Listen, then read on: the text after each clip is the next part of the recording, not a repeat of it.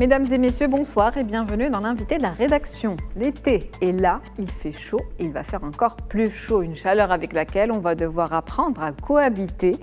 Comment réagit le corps face à la chaleur? Comment se protéger et éviter que la chaleur impacte notre santé? C'est le sujet de ce soir et avec nous pour en parler, Samia Slimani, vous êtes médecin généraliste et urgentiste. Bonsoir et merci d'avoir accepté notre invitation. Bonsoir, merci beaucoup.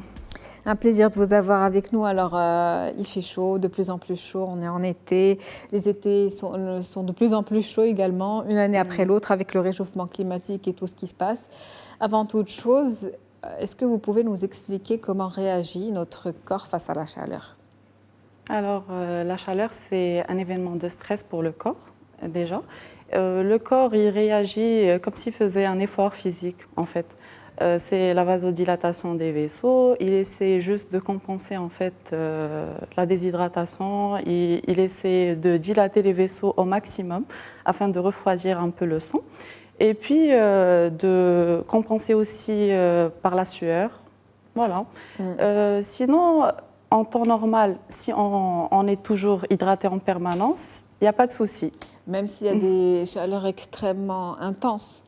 Oui, avec l'hydratation, on peut... Avec l'hydratation, le corps arrive à compenser vraiment l'excès de chaleur. Mais... Et le cœur, comment ça marche? Est-ce que ça pompe plus vite? Oui. D'ailleurs, l'hypotension, c'est un signe en fait d'un coup de chaleur. Ultérieurement, on va arriver à ça. Donc le cœur, il fournit énormément d'efforts pendant cette période où il est mis en stress aussi. Comme tous les organes d'ailleurs, y compris le rein, le foie, tout. D'accord, on va en parler plus en détail tout à l'heure, un peu plus loin dans cet entretien. On va commencer par parler de la déshydratation. Donc il faut rester hydraté. Quels sont les symptômes à repérer pour savoir ou pour reconnaître une déshydratation déjà?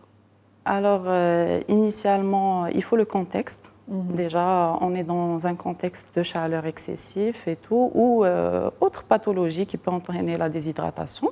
Ensuite, il y a des signes qui ne sont pas vraiment spécifiques, mais c'est des signes généraux. La soif intense, les sueurs profuses, les yeux qui sont vraiment enfoncés, on a un teint pâle, on a des nausées, des vomissements, des troubles de conscience qui peuvent aller juste vraiment de la confusion au coma.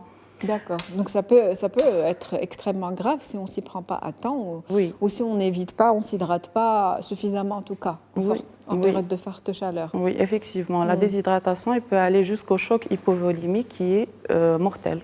D'accord. Donc ce sont des symptômes qu'il ne faut pas prendre à la légère. Non.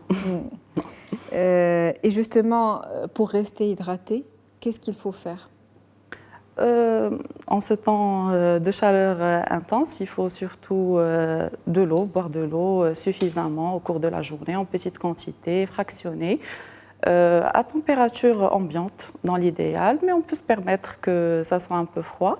L'alimentation, il faut vraiment aller sur les fruits, les légumes, les fruits de saison qui sont riches en eau, la pastèque, le melon, les légumes, le concombre par exemple. Ils sont très bien, c'est des produits hydratants. Éviter les heures où vraiment la chaleur est intense, entre midi et 16 heures.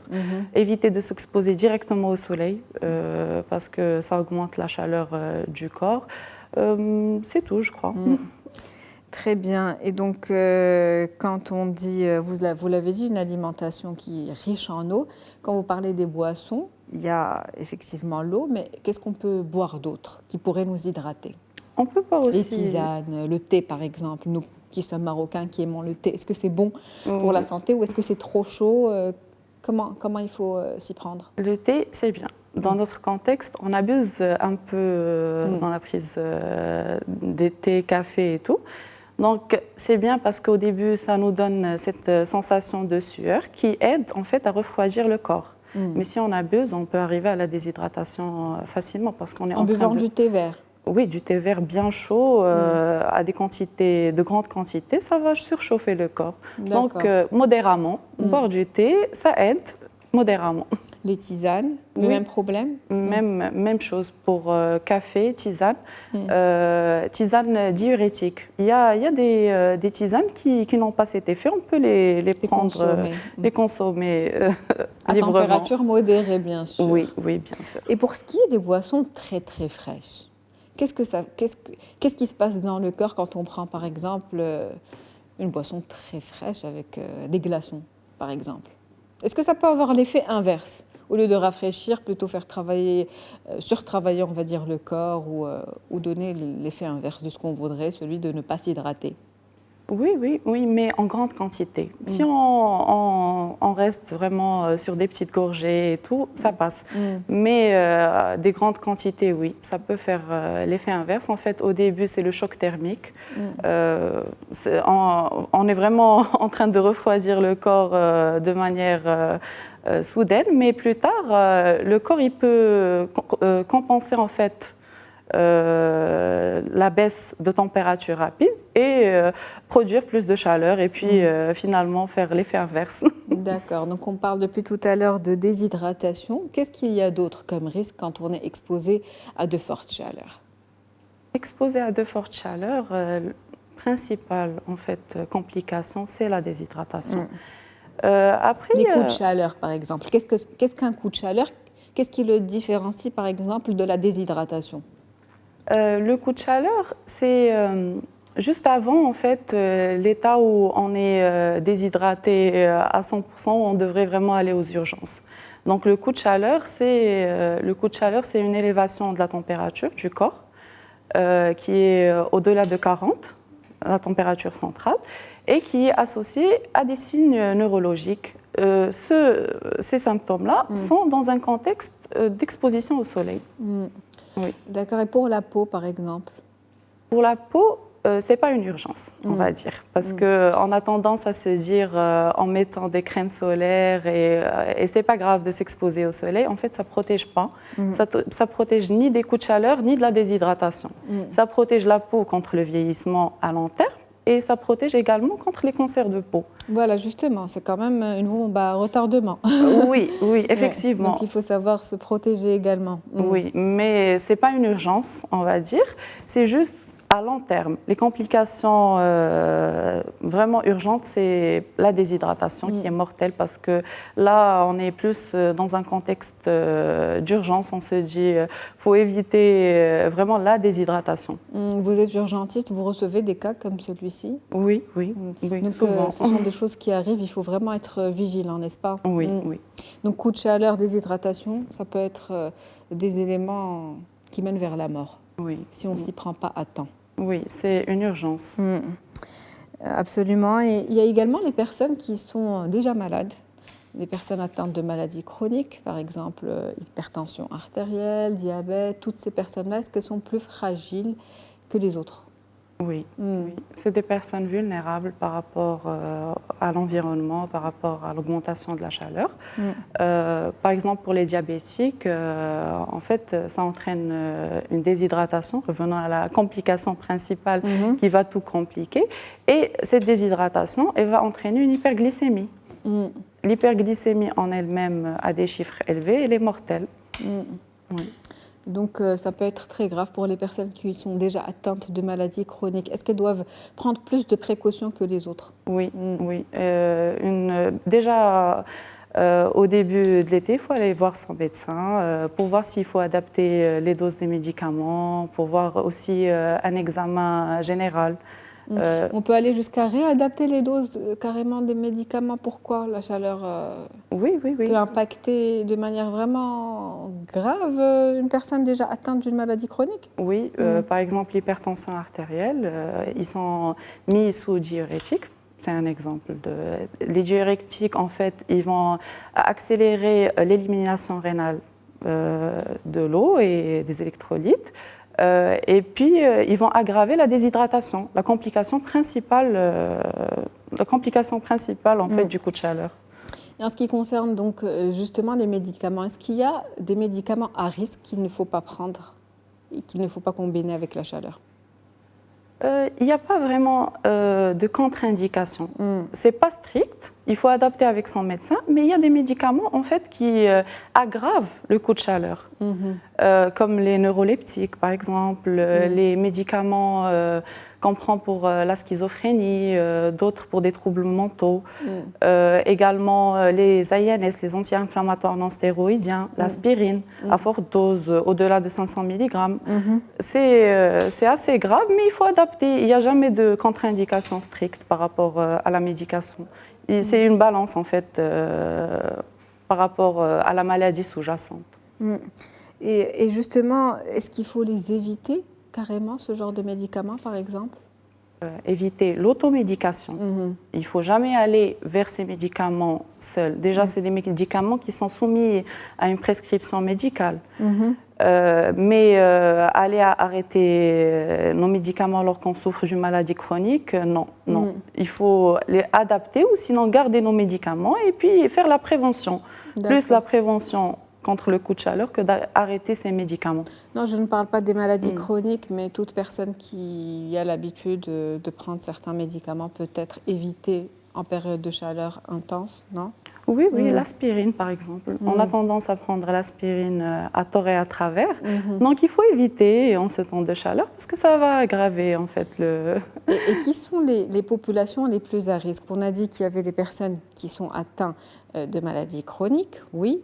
Mais à part ces personnes-là, on a les personnes âgées, les enfants, les femmes enceintes peut-être. Quel public est le plus à risque et doit être particulièrement vigilant?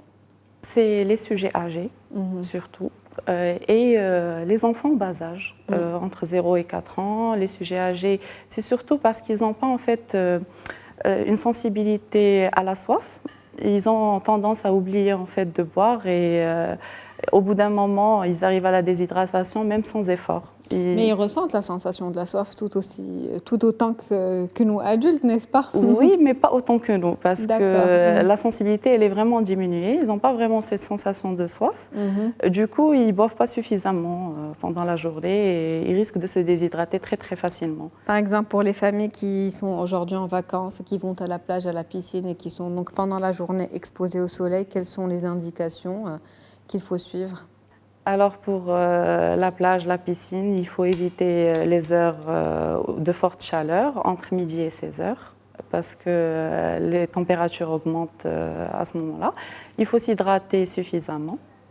Ne pas diminuer en fait les heures d'exposition au soleil, ne pas rester très longtemps exposé à de fortes... Justement, idéalement, ce serait combien de temps pour des enfants, par exemple, une famille qui a des enfants? 2 heures, je pense, c'est largement suffisant. Après, on a tendance à rester toute la journée, mais c'est risqué en fait pour les sujets âgés. Même si on est à l'ombre? Si on est à l'ombre, dans un endroit aéré, on est bien hydraté, c'est bien. Mais à l'ombre, avec une chaleur intense qui nous entoure, même si on est à l'ombre, on est quand même assujetti au risque. On est exposé de toute façon à la chaleur. Il faut mouiller les enfants? Oui, Il faut se mouiller, même si ce n'est pas les enfants, les adultes? Oui. Il serait préférable déjà pour les gens qui ne sont pas en vacances, pas forcément, de prendre des douches rafraîchissantes. Pas forcément pour se nettoyer, mais pour se rafraîchir en temps de chaleur et baisser la température du corps. D'accord. Et comment la chaleur affecte-t-elle le mental, la santé mentale des individus? La chaleur, en fait, elle donne une ambiance d'irritabilité, d'agitation. On a une gêne permanente avec la chaleur. On n'est pas vraiment dans le confort. Voilà. Donc, mentalement, ça peut créer des problèmes aussi pour les personnes, vous l'avez dit tout à l'heure, qui sont sous médicaments, qui sont schizophrènes ou qui ont déjà des pathologies, on va dire, des maladies, qui ont déjà des maladies diagnostiquées mentales. Est-ce que ça peut aggraver leur situation? Oui, effectivement. Ça entraîne une exacerbation de leur état et même s'ils sont sous traitement, ils peuvent vraiment faire des crises, même s'ils sont sous traitement, dû à la chaleur. Donc pour ces personnes-là, en plus de l'hydratation, est-ce qu'il y a d'autres précautions? Aller plus souvent voir leur médecin Comme ça, ils pourraient adapter en fait les doses pour voir les doses efficaces, même en temps de chaleur ou en temps de stress, on va dire. Un suivi, donc on l'a bien compris, il faut aller chez le médecin avant, pendant, après. Toujours avoir le conseil médical parce que c'est important, éviter l'automédication à tout prix pour éviter les risques. Oui. Et en ce qui concerne le sport, parce que beaucoup de personnes, notamment, on va dire les personnes qui se donnent des challenges, parce qu'ils sont en été, parce qu'ils veulent maigrir vite, parce que c'est les vacances, ils peuvent se permettre, ils ont le temps. Donc ces personnes-là se challengent et des fois font beaucoup plus de sport que d'habitude. Comment on peut allier sport et chaleur ? Déjà, l'effort intense en chaleur, c'est à proscrire parce que pendant la journée, faire du sport intense à l'extérieur avec cette chaleur, c'est catastrophique pour le corps. Il serait mieux vraiment de faire des exercices moins intenses que d'habitude pour les sportifs de haut niveau, on va dire. Et puis, dans des endroits climatisés, peut-être dans les salles de sport, plus adaptés pour, en ce temps de chaleur, s'hydrater de façon continue. Voilà, c'est tout, je pense. Aménager aussi les horaires peut-être de sport, le matin très tôt ou en fin d'après-midi. Voilà. Il vaut mieux. Voilà, le moment où vraiment la température baisse par rapport à la journée. Il ne faut pas vraiment aller dans les heures où la température est très élevée. En ce qui me concerne, ces idées reçues, celles qui disent que quand on fait du sport pendant des chaleurs intenses, on va transpirer plus, on va maigrir plus, est-ce que c'est vrai ? Non, médicalement parlant. Non, on va juste transpirer plus et se déshydrater. On ne va pas maigrir plus. Ça ne va pas en fait donner un effet incroyable juste parce qu'on a perdu beaucoup de sueur. Non, on va juste se déshydrater plus facilement. Et la sueur, c'est bien le signe de déshydratation. Quand on sue, on est en train de se déshydrater, n'est-ce pas ? Pas vraiment, en fait. C'est un des signes quand on a des sueurs profuses. Mais la sueur, c'est un mécanisme naturel du corps pour se défendre en fait contre la chaleur. Il dégage la sueur pour se refroidir. D'accord, très bien. Donc, si on doit résumer pour le sport, aménager les horaires, très tôt la matinée, en fin d'après-midi. Et puis, au niveau du temps, combien de temps ? Limité. À peu près, une moyenne, si on devait... Il n'y a pas vraiment de moyenne, c'est au cas par cas. Il y a des sportifs, d'autres moins. Donc, il faut s'adapter en fonction de ses capacités, ne pas trop se fatiguer et arriver jusqu'à l'épuisement en fait pendant le temps de chaleur. Et puis, en ce qui concerne la consommation d'eau, il y a certaines personnes qui ne boivent pas régulièrement. Je pense que ce qui est préconisé aujourd'hui, c'est de boire à toutes les heures, même si on n'a pas forcément la sensation de soif pour rester hydraté. Mais pour ces personnes qui boivent suffisamment, en grande quantité, mais à certains moments de la journée, c'est-à-dire pendant 4-5 heures ne pas s'hydrater, mais boire 1 litre d'un seul coup. Est-ce que c'est une bonne chose ou est-ce que ça peut compenser le fait de ne pas avoir bu un verre d'eau ou deux toutes les heures, 5 heures plus tôt ? Pas vraiment, ça ne compense pas vraiment parce qu'on est juste en train d'augmenter les pertes aussi. De la rapidité en fait qu'on a bu, c'est la même rapidité des pertes. Donc même si on boit 2 litres par jour d'eau, mais qu'on boit 1 litre un temps ponctuel et un autre, par exemple 1 litre on va dire à midi et l'autre à 20 heures, c'est pas bon pour la santé. Il faut fractionner les prises d'eau tout au long de la journée, hydrater continuellement le corps. On l'a bien compris, donc s'hydrater, rester à l'ombre, éviter les moments forts, on va dire entre midi et 14 heures, et puis adapter sa médication et suivre le conseil de son médecin. Merci à vous, Madame Samia Slimani. C'est sur ces derniers mots qu'on termine cet entretien. C'était un plaisir de vous avoir avec nous. Merci pour toutes ces précisions et faites attention à vous, il fait chaud, il faut s'hydrater. Voilà. Merci à vous. N'est-ce pas ? Merci. C'est la fin de l'invité de la rédaction pour ce soir. Merci pour votre fidélité. On se retrouve demain pour un nouvel invité. Très bonne soirée.